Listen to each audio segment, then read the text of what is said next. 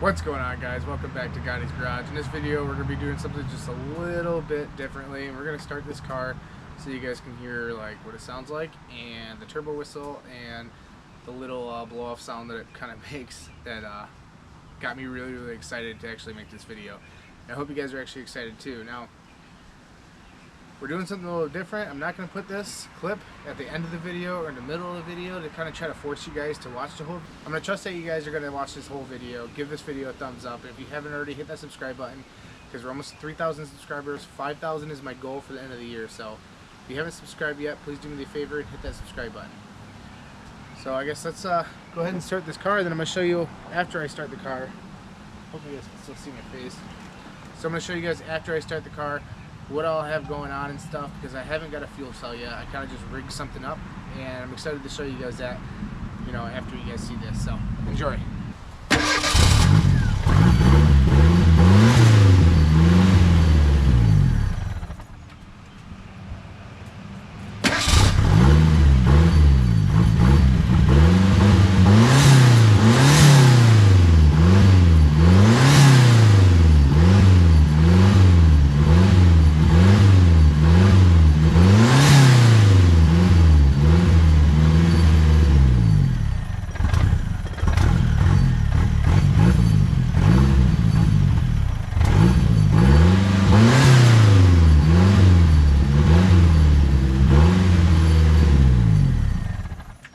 I just, off camera, like right after that clip, I just turned this VAM around because I made a post on Merkur on Facebook, and somebody told me that it could be facing the wrong way, but didn't fix the problem. And that, as you could hear, when the idle, or the RPM came down to an idle, it wants to stall.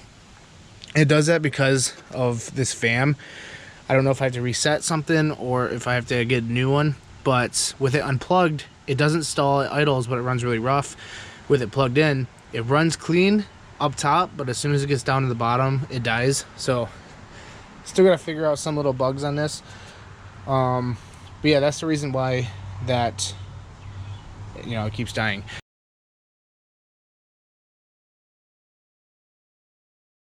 So I have this intercooler kind of rigged up for right now. It's not perfect or even close to perfect, but it is making boost. It is actually blowing air through this one. I disconnected this one and checked it. It's actually doing that. We got coolant in the system and it seems to be bled and stuff. My water temp sensor must be bad or something. I gotta figure out what's going on with that because it's not reading on the gauge, but it's not bubbling over or anything like that.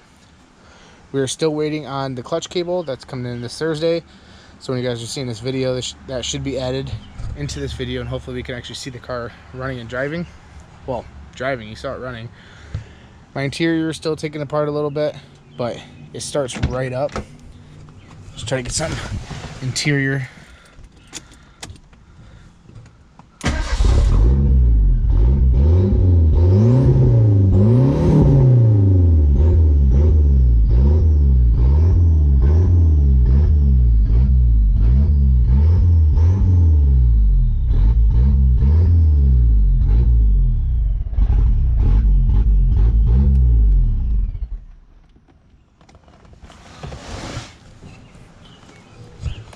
And then now, what you guys are probably wondering is how I set up my little gas can.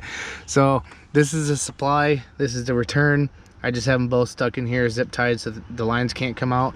This isn't tied down or anything like that. If we do drive it, when the clutch cable comes in, we're probably gonna strap this down. It's only a 2.5 gallon tank, so probably won't last very long. But we have no fuel leaks or anything. Everything seems to be working good, and it's running on the factory external fuel pump. I haven't put a new fuel pump in or anything, so it's running on that. So if it gets into boost or anything, I don't know how it's going to happen, if it's going to break up or run out of fuel pressure or whatever, or stall, who knows. So I thought that was pretty cool. Let me know what you guys think. And now I'm just going to make a quick YouTube clip of, well, I might just use the one I had before. But yeah, we're just waiting on the clutch cable right now, and I'm gonna try tying this down, whatever. So just in case we can, you know, drive it. I'm pretty excited. I'm getting excited, and I hope you guys are getting excited. And like I said, I'm trusting you guys. watch all the way through this video, please. All right, guys, it is now Friday. The clutch cable did come Thursday, and my GoPro battery is about to die, so hopefully this is a pretty short clip. Anyways, here's the clutch cable, and the ends are completely different. So this is from ATP Automotive. That's their box right there. That's the clutch cable, and that end right there is too small. That hooks into the clutch fork, and then this end that goes into the firewall, which is this like two-piece little thing. Don't understand it, but anyways, it's different and bigger and stuff. So I had it installed into the car. I had to put a bolt in the clutch fork so I could kind of get that to stick, and it was just way too off. So I gotta send that one back, and then I ordered one from Jeff from can't remember the company name, but I'll put it right here. Also, I'll put it in the bio or the description of this video. I'll put his link and stuff right here. So I bought the original one that's supposed to go to this car. Then also what came in today is the turbo blanket, so that's cool. So I just ordered that and the 2-inch to 2.5-inch 45-degree coupler to go from the Rapido Group 90-degree turbo thing. So that can complete the intercooler system. So we'll have that. And also, as you notice, I have this popped off on the VAM, and that is because the car wouldn't idle with the VAM on because it needed to be adjusted. Actually, I kind of think it just needed to have a filter on there. I made a post onto Merkur of America, and everybody told me that I should adjust that.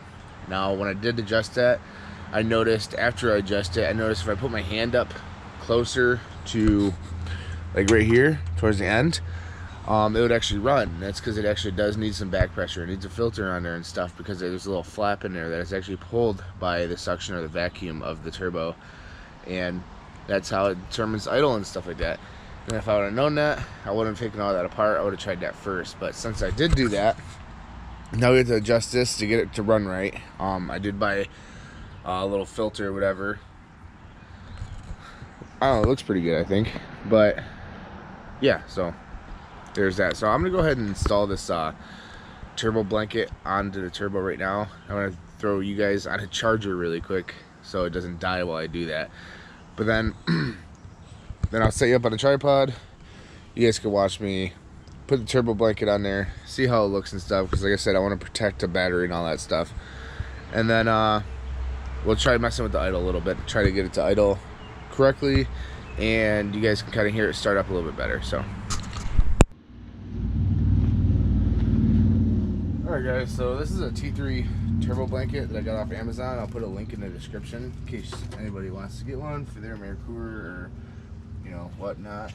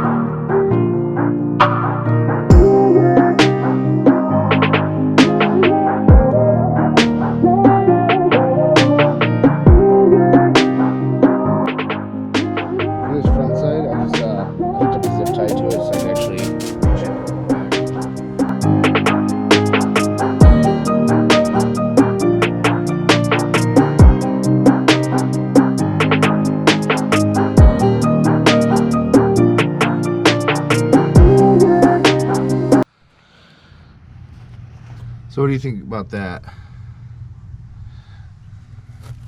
It's got the hot side completely covered. Doesn't look too bad. Looks pretty good, I think. So I'm just gonna mess with the idle a little bit, try to get it to idle right. So I'll put you guys up on a tripod again, and we'll just cut to every time I start it. And I guess I'll show you this. So right here is the flapper. And this is what pretty much controls the choke, all that stuff, which is vacuum helped. I don't care what anybody tells you, this is vacuum helped, because without this thing hardly even moves. So now the point of this is, I guess this would be your fuel. This little cog right here is your fuel, and you can